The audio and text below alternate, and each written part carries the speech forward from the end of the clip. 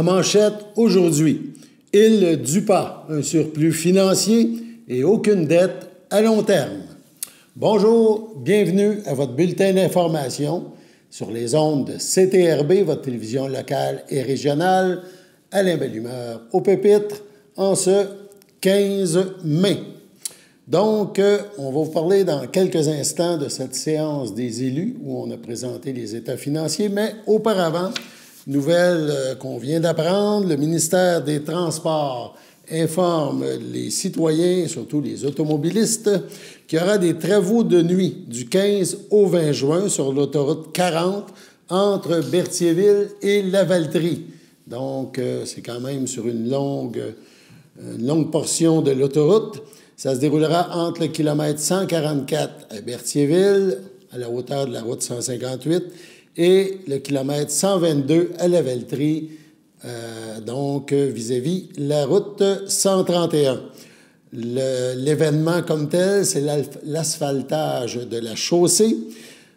Tout d'abord, les 15 et 16 mai, il y aura fermeture complète de l'autoroute 40 direction ouest entre 20h le soir et 7h le lendemain matin, entre Berthierville et Lavaltrie, le kilomètre 144 et le kilomètre 122. Le chemin de détour se fera via les routes 158, 138 et 131. Puis du 19 mai au 13 juin, fermeture complète de l'autoroute 40 en direction ouest du dimanche au jeudi, entre 20h et 7h le lendemain. Entre le kilomètre 130, c'est à Lanoraie, le chemin de Joliette, vis-à-vis le chemin de Joliette, et le kilomètre 122 à Lavaltrie, route 131. Le chemin de détour se fera par le chemin de Joliette et les routes 138 et 131. Puis du 16 au 20 juin, fermeture complète de l'autoroute 40, cette fois en direction est, du dimanche au jeudi, entre 20h et 7h le matin, entre le kilomètre 122 à Lavaltrie, vis-à-vis la route 131, et le kilomètre 130 à Lanoraie, on parle du chemin Joliette, détour, le chemin de détour via les routes 131, 138 et le chemin de Joliette. La durée des travaux et les entraves peuvent être modifiées en raison de contraintes opérationnelles, nous dit-on, ou de conditions météorologiques. Donc, on vous invite à consulter Québec 511 pour plus d'informations à propos de cette entrave. Pour la sécurité des usagers, on vous invite, bien sûr, à respecter la signalisation en place. C'est essentiel. On parle maintenant de l'île du Pas. On parle d'un surplus financier pour l'année 2023 et aucune dette à long terme. La séance mensuelle des élus de l'île du Pas s'est tenue ce mardi et a permis d'apprendre que la municipalité a en effet terminé son exercice financier 2023 en affichant un surplus de plus de 142 000 $, un montant supérieur au surplus de l'année précédente. Il a aussi été possible d'apprendre, en parcourant les états financiers 2023, que la municipalité de l'île du Pas n'a aucune dette à long terme à rembourser. Voilà sûrement une particularité dans le monde municipal. Présente lors de la séance, Gabrielle Clément, CPA, auditrice de la ferme comptable Michaud-Clément, a résumé les états financiers 2023 avant que ces derniers soient adoptés par les membres du conseil municipal. Nous vous présentons un extrait de sa présentation aux élus. Au niveau des revenus de fonctionnement, la taxation cette année pour 800... Oui? Oui. Okay. Les revenus de fonctionnement, la taxation, 893 091. Ensuite, au niveau des transferts, 68 443. Dans le fond, les transferts, c'est des subventions qui sont reçues, qui servent au fonctionnement.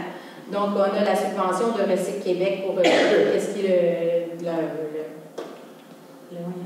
traitement, c'est le traitement, dans le fond. C'est seulement la portion de traitement que vous recevez. Non, c'est pas le traitement. Non, c'est le transport. Non, c'est le transport. Le traitement est reçu par la MRC maintenant, parce que c'est eux qui le gèrent. Donc, dans le fond, c'est 15 000 $. Ensuite, la redevance pour les matières résiduelles, dans le fond, pour l'établissement d'un bon plan de gestion du compost et des matières résiduelles, 9 000 $. Ensuite, le point de TVQ pour 10 000 $. Et puis, finalement, la subvention du MTQ pour l'entretien des chemins pour 32 000 $. Après ça, on continue. Service rendu, principalement de la location de salles pour 5 836.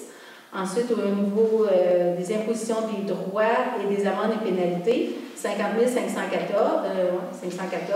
On a 3 000 pour les permis, puis on a 47 000 pour les mutations qui ont été perçues cette année. Et puis les autres revenus, on a 8 000 $, dans le fond, c'est les intérêts sur les arrérages de taxes qui sont facturés. Puis on a 1 500 $ qui ont été reçus pour la journée de la culture. Donc ça donne notre total de 1 27 450. Si on compare avec 2022, on a pratiquement 100 000 $, on a 100 000 $ de plus de revenus cette année. Il y a 70 000 qui a été dégagé au niveau des taxes, puis 31 000 de plus qui a été perçu au niveau de la taxe de mutation, parce qu'il y a eu des ventes de grosses maisons, c'est ça. C'était pas prévisible, mais ça a fait 100 000 $ de plus au niveau des revenus de fonctionnement. Au niveau des revenus d'investissement, c'est tous des transferts, c'est 2 526 388. Dans le fond, ce montant-là, c'est entièrement, ça va entièrement à subventionner les travaux de réfection durant le DUPA.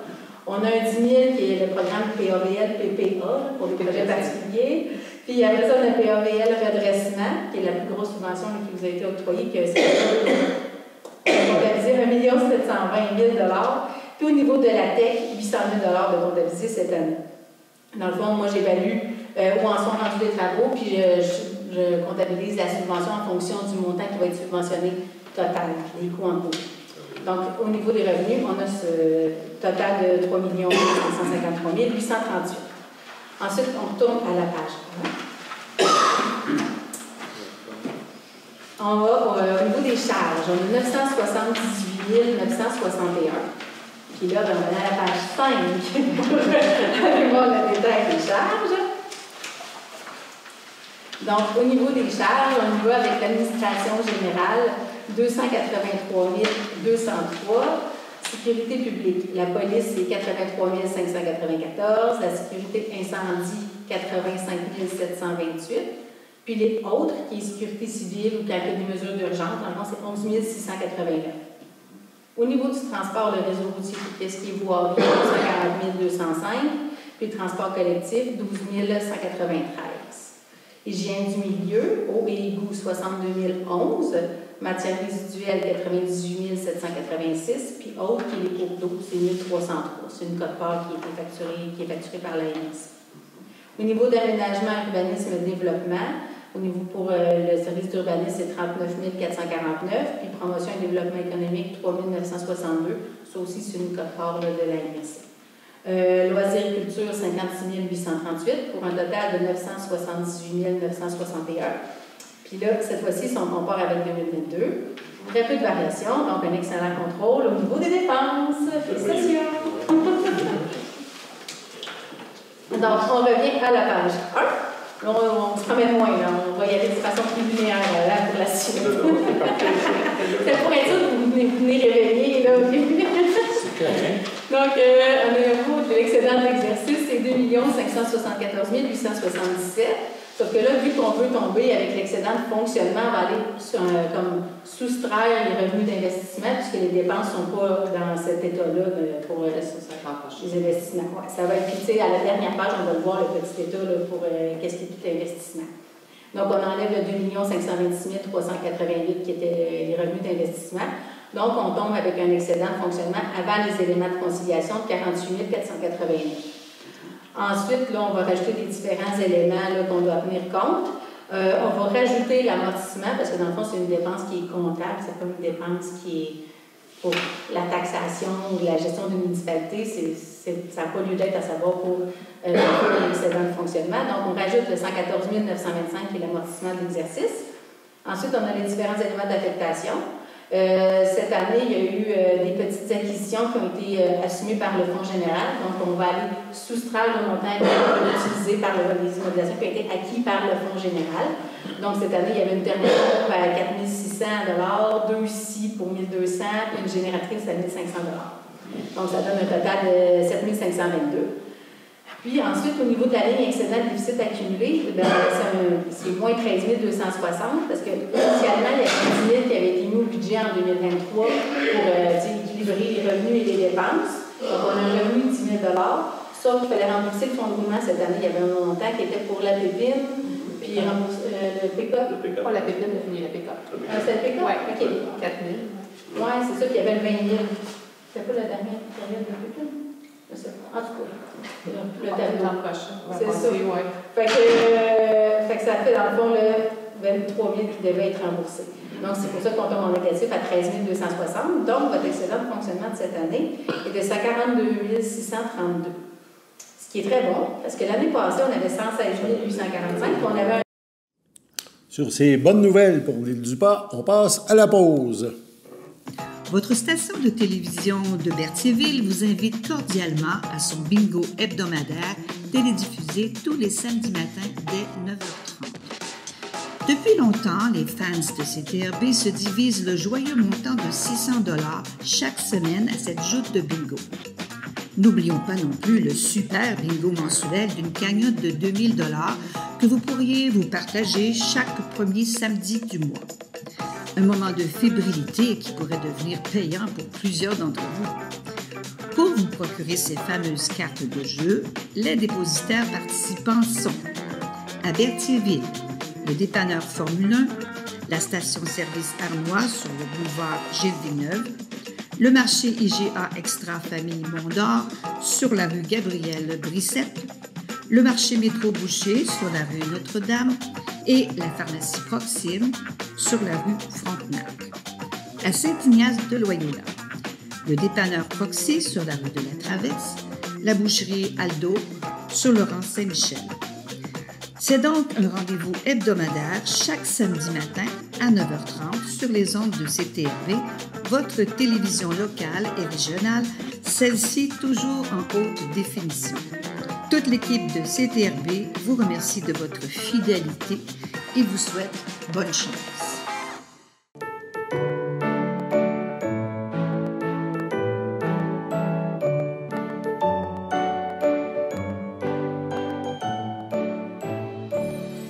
En ce 15 mai, la FADOC de l'île du Pas désire souhaiter bonne fête à Gisèle Lavallée. Et les filles d'Isabelle de Berthier souhaitent un heureux anniversaire à Thérèse Lassalle. C'est votre anniversaire aujourd'hui, en ce 15 mai. Eh bien, toute l'équipe de CTRB se joint à moi et vous souhaite bonne fête. On le rappelle, Frontenac et CTRB s'associent et vous invitent à courir la chance de vous mériter une paire de billets pour le souper-spectacle du 18 mai. On rappelle, le tirage se fera demain. Donc, il faut s'inscrire, on a jusqu'à demain sur l'heure du dîner. Donc, souper-spectacle, 2 billets qui sont offerts pour l'événement du 18 mai. C'est un hommage à YouTube. Souper-spectacle, souper à 18h, spectacle à 20h. Donc, c'est offert par le Frontenac et CTRB. Pour s'inscrire, c'est simple. On compose le 450-836-5103. On laisse un message incluant votre nom et le numéro de téléphone. Donc, le tirage pour cette paire de billets, demain, 16 mai. On poursuit maintenant avec une autre nouvelle qui touche l'île du Pas. Bon, c'était la séance du Conseil hier et il a été question d'un projet de chalet sur pilotis à l'île du Pas. En effet, le Conseil municipal a donné son aval à l'aménagement d'un prototype de chalet sur pilotis qui pourrait être érigé sur le site de la CIRBI, la Société de conservation, d'interprétation et de recherche de Berthier et ses îles, l'endroit où, évidemment, plein de gens vont marcher dans les sentiers de la CIRBI. Ça serait associé avec l'organisme. Ce projet s'inscrit dans le cadre d'un projet plus vaste, celui d'un parc régional de l'archipel du Lac-Saint-Pierre, Rive-Nord. Transportons-nous à la séance mensuelle du Conseil municipal de l'île du Pas pour en apprendre davantage. 8.4. Projet de parc régional de l'archipel du Lac-Saint-Pierre Rive-Nord, aménagement d'un prototype de chalet sur pilotis. Considérant la demande reçue le 14 février 2024 de la part de M. Jocelyn de Grandpré, directeur général de la SADC, relativement à une offre d'aménagement du prototype de chalet sur pilotis, Considérant que la SADC désire dresser une liste d'endroits propices à l'implantation de ce type de chalet dans les municipalités riveraines ciblées par le projet de parc régional, considérant que la SADC invite la municipalité à proposer un lieu attrayant pour l'aménagement de ce prototype et ce pour le bénéfice de nos citoyens et des touristes, considérant que le prototype de chalet sur pilotis a la particularité d'être autoportant, transportable sans ancrage au sol et 100% autonome sur le plan énergétique, considérant que le Conseil de la municipalité de l'habitation de l'île du Pas porte un grand intérêt au projet de parc régional de l'archipel du lac Saint-Pierre-Rive-Nord, considérant que la municipalité avait l'idée auprès de la Serbie si elle était intéressée à prendre part au projet en permettant l'installation du prototype de chalet sur pilotis, considérant que la Serbie est très enchantée par le projet de parc régional de l'archipel du lac Saint-Pierre-Rive-Nord et l'aménagement du prototype de chalet sur pilotis et qu'elle désire prendre part. En conséquence, les proposés par, appuyés par, résolu que le Conseil municipal d'habitation de l'île du Pas propose officiellement le site de la Serbie comme endroit propice à l'implantation du prototype de chalet sur pilotis dans le cadre du projet parc régional à l'archipel du lac Saint-Pierre-Rive-Nord.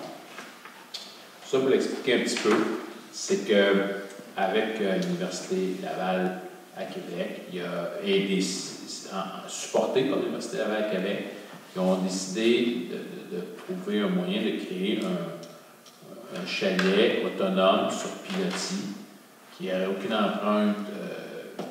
emprise au sol pour éventuellement regarder ce qu'on peut faire dans notre avenir des îles. Pas avec les l'autre de Laval. Laval. Ça veut dire que c'est Laval. Oui. Moi, je pensais que c'est TH, je me suis trompé. Excuse-moi. Ah, ça se peut. Je me suis trompé, c'est possible. Je me suis trompé d'université. Excusez-moi. Il y a beaucoup de. Parce que ça a un peu rapport. Le but de ça, c'est d'être capable de faire des essais pour comment pour aménager des installations à même nos zones inondables et sans nécessairement créer un risque pour les bâtiments qui pourraient y être installés. Ce genre d'installation-là, que tu emmènes au printemps et que tu enlèves à l'automne, ben ça n'a pas de risque. Ça se déplace, ça peut être mis ailleurs. C'est un prototype, c'est pas un essai de développement. Puis de mon expérience personnelle, ben, dans les projets universitaires, il y a toujours de très bonnes idées qui arrivent, qui sortent de là, qui nous amènent des fois ailleurs, qui nous aident à comprendre, à mieux comprendre comment réagit notre territoire et comment on peut s'adapter à nos nouvelles réalités. Fait que c'est un peu ça le projet. Moi, j'avais des questions par rapport à ce projet-là. Oui, vas-y. Dans le fond, tu sais, ces chalets-là seraient comme... C'est un chalet, c'est un prototype. C'est un chalet? Un prototype, oui. Pour les 5 municipalités ou il y en aurait d'autres dans non, d'autres municipalités? l'étape pour laquelle on donne notre consentement, c'est un chalet, c'est un prototype. Si éventuellement il y en aurait plusieurs où il y aurait une évolution, il faudrait revenir devant le conseil, ce serait un nouveau projet. Là, dans le fond, ce chalet-là, il est 100% autonome. Oui. Mais énergétiquement, il y a quoi? La gestion des fausses... Il n'y a pas de fausses sceptiques, là. La gestion, là, je ne sais pas, il faudrait que je relise le document, là. Mais il n'y a pas d'empreinte. Ça fait que c'est soit une toilette sèche, ou soit un autre système, je ne sais plus c'est quoi, là. Mais il y a pas, c'est pas... Le monde ne font pas caca à terre dehors. C'est bon. Mais il y a une gestion intégrée des rejets, à l'intérieur même de cette bâtisse-là. Puis, dans le fond, c'est juste un projet pilote pour une saison? Bien, je ne sais pas si ce serait pour une saison, mais c'est pas long dans le temps. Ça dépend si on commence dans le milieu, là, c'est plus dur à dire, mais c'est pas périn, ce ne sera pas une affaire qui va rester là éternellement. Non, parce que quand j'ai lu ça, dans le fond, avant séance, je trouvais ça bizarre qu'on s'enligne là-dessus quand il n'y a pas si longtemps que ça, on a passé des règlements pour interdire les gens qui fassent mettons, des mini-maisons sur un quai. Je trouve que ça ressemble pas mal à un dans l'autre, soit sur pilotis où, dans le fond, on interdit à quelqu'un de faire quelque chose, puis on se revient d'abord et on dit à l'université, ben oui, on va le faire. Pour moi, c'est un prototype, puis le but, c'est d'aller chercher les connaissances qui vont sortir de ça, puis l'avancement de la connaissance de notre territoire, comment on peut le gérer. De là à faire un parc de chalets sur pilotis, c'est pas ça pantoute. C'est un chalet pour le moment, on l'expérimente, on regarde ce que ça fait, puis il peut être utilisé aussi par des chercheurs. Ça c'est une autre affaire, un autre aspect, des chercheurs autant aquatiques, fauniques que biologiques. C'est plus pour regarder si tu faisable, pas nécessairement économiquement, mais est-ce que c'est viable de mettre ce genre d'installation-là? Est-ce qu'il y a des impacts importants sur notre environnement? Est-ce que on peut penser réellement que c'est autonome? Est-ce que la gestion, oui, si c'est une fosse si c'est une toilette à compost qu'il y a dedans, il faut quand même faire de quoi avec, là. Fait que c'est tout ça. Puis le but, c'est qu'il va y avoir un rapport, c'est scientifique, il va y avoir un rapport qui va être émis, il va y avoir des recommandations. Mais à soir, le conseil ne décide pas de faire un terrain de camping. C'est pas ça du tout. C'est vraiment un truc qui est temporaire. C'est un projet qui peut s'étaler sur une période. On a-tu cette information-là? Ça s'étale sur combien de temps? Non. Non, mais c'est un prototype. Fait que c'est bon. Est-ce que ça répond aux normes? Le ministère de l'Environnement va accepter ce projet-là? Bien, là, c'est pas parce que nous autres, on est d'accord avec le principe du projet que nécessairement ça va se faire.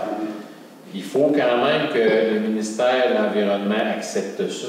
Il faut quand même qu'il y ait d'autres instances qui l'acceptent. C'est pas exactement là, mais si c'est fait, ça va être dans le cadre d'un projet de recherche, d'un projet d'étude. C'est pas, on ne fait pas un parc résidentiel avec ça. On veut en essayer un. Si on regarde le rapport, puis il y a quoi à faire avec ça, il y a rien à faire avec ça, puis c'est ça. C'est vraiment un projet universitaire. Oui. Chez des Grands Prix, il l'avait donné. Oui. Lui, il est de Trois-Rivières, de l'UQTR. Oui. Il me semblait que c'est Laval qui était chapeauté. Parce que il me semble que l'Université de Trois-Rivières n'avait pas dessous à mettre là-dedans parce qu'il avait déjà investi beaucoup dans les infrastructures. Bien, en tout cas, il y a plusieurs universités là-dedans. Il y a plusieurs collaborations. C'est en collaboration parce qu'il y a 2 départements. Puis plus, c'est du monde de la place. C'est quelqu'un de la place qui a fait le plan du prototype. C'est pas juste pas penser d'amener l'image. Le monde aurait pu voir ce que c'est. Mais moi, ce que je trouve intéressant, je peux faire une analogie autant avec les zones inondables qu'avec nos érosions des berges, c'est à partir de recherches comme ça, puis des projets comme ça, qu'on apprend sur notre territoire, comment ça réagit, comment ça marche. On fait des actions des fois nonchalantes en pensant que ça ne fait rien, puis ça a des impacts. Au contraire, des fois, on prend des précautions extrêmes pour s'apercevoir que ça n'a aucun impact. Fait que les connaissances issues de ça, pour moi, sont intéressantes, bien plus que le résultat final, dans le sens que même si plus tard, on ne va pas d'avant avec en mettre partout ailleurs, c'est pas grave, on aura participé à l'expérience. Dans le fond, l'information que vous avez, c'est juste la petite feuille de... Non. Il y a un livret.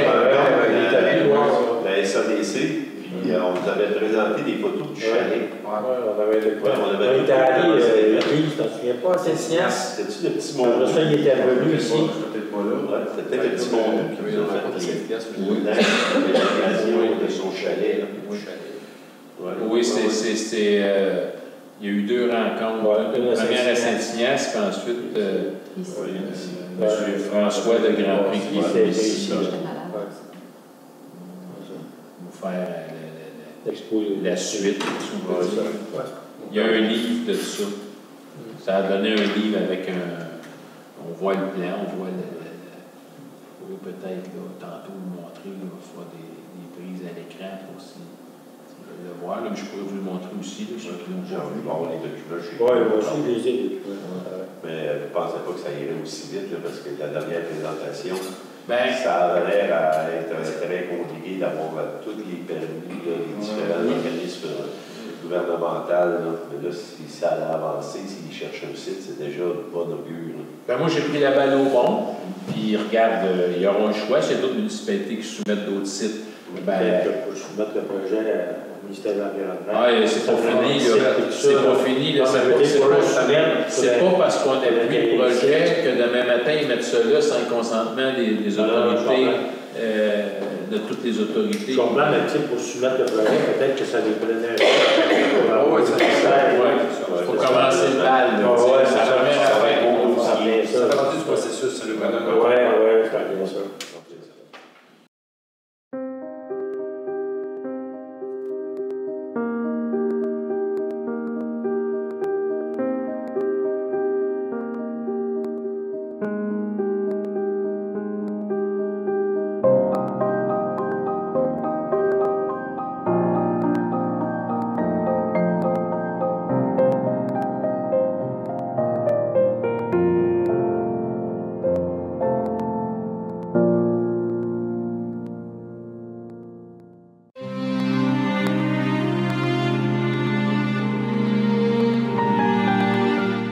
À l'hôpital de Lanaudière, le 11 mai dernier, à 83 ans, est décédé M. Gaspard Nadeau, fils de feu Dominique Nadeau et de feu Rose Alma Latulippe, demeurant à Saint-Cuthbert. Il laisse dans le deuil ses enfants, François Nadeau, Isabelle Nadeau, Raymond Nadeau, ses petits-enfants, Sophie et Martine Nadeau, ainsi que Félix Lapierre, sa sœur Suzette Nadeau, ainsi que plusieurs neveux, nièces, autres parents et amis. La famille vous accueillera vendredi 17 mai, 14h, au complexe funéraire F-Thériault, 741 Notre-Dame à Berthierville. La célébration de la parole suivra le même jour à 18h. Les cendres de M. Nadeau seront déposées au cimetière de Saint-Odilon de Crambourg à une date ultérieure. Au CHDL de Saint-Charles-Borromée, le 24 avril, à 55 ans, est décédé M. Martin Dumontier, conjoint de Sylvie Durand, demeurant à Berthierville. Il laisse dans le deuil, outre sa conjointe, ses enfants, Geneviève Dumontier, Alexandre Dumontier, Léa Rose Morel, ses parents, André Dumontier, Nicole Destrande, sa belle-mère Cécile Durand, feu Eugène Durand, ses sœurs, son frère, ses beaux-frères et belles-sœurs, Carole Dumontier, Joël Bernèche, Isabelle Dumontier, feu Jocelyn Dumontier, Caroline Joly, Linda Durand, Louis Vallière, Stéphane Durand-Laolon, Éric Durand, ses neveux et nièces Jérémy, Philippe, Marjolaine, Cédric et Christophe, Amélie, Tommy, Mégane, Océane et Maverick, ainsi que plusieurs cousins, cousines, autres parents et amis. La famille vous accueillera samedi 18 mai dès 11h au complexe funéraire Thériault à Berthierville. Suivra une liturgie en la chapelle du complexe à 14h30. Sur ce, passons à la météo.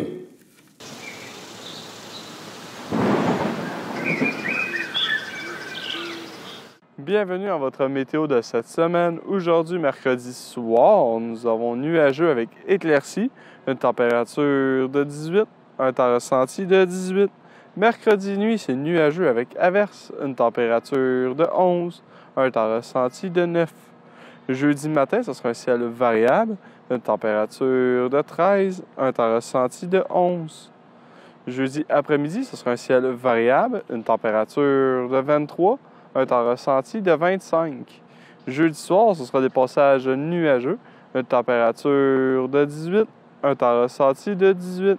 Et voilà, c'était tout pour votre météo. On vous remercie d'avoir été des nôtres pour ce bulletin d'information sur les ondes de CTRB, votre télévision locale et régionale. Alain Bellemare au pupitre qui vous invite demain pour la prochaine édition du bulletin d'information sur les ondes de CTRB. À demain.